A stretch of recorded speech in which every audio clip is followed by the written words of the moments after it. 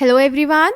So we are discussing previous year questions of the chapter Biotechnology, Principles and Processes and the topic Tools of Recombinant DNA Technology. In today's session, we are going to discuss a short answer type question of 2 marks which was asked in the CBSE board 2020. So the question is, all cloning vectors do have a selectable marker. Describe its role in recombinant DNA technology. तो बेटा इस question में हमें बोल रहे हैं कि सारे क्लोनिंग वेक्टर्स में सिलेक्टेबल मार्कर्स होते हैं, तो हमें सिलेक्टेबल मार्कर्स का रोल बताना है रिकॉम्बिनेंट डीएनए टेक्नोलॉजी में. So let's check the answer. तो बेटा जो सिलेक्टेबल मार्कर्स होते हैं वो हमें हेल्प करते हैं नॉन ट्रांसफॉर्मेंट्स और ट्रांसफॉर्मेंट्स को आइडेंटिफाई करने में. तो बेटा जब हम आरडीटी करते हैं तो बहुत सारे होस्ट सेल्स ऐसे होते हैं जो क्लोनिंग वेक्टर को जीन ऑफ इंटरेस्ट के साथ ले लेते हैं और बहुत सारे ऐसे होते हैं जो नहीं लेते. तो जो नहीं लेते उन्हें हम बोलते हैं नॉन ट्रांसफॉर्मेंट्स और जो ले लेते हैं उन्हें बोलते हैं ट्रांसफॉर्मेंट्स. पर हमें प्रैक्टिकल के लिए अपने एक्सपेरिमेंट के लिए तो सिर्फ ट्रांसफॉर्मेंट्स की जरूरत है.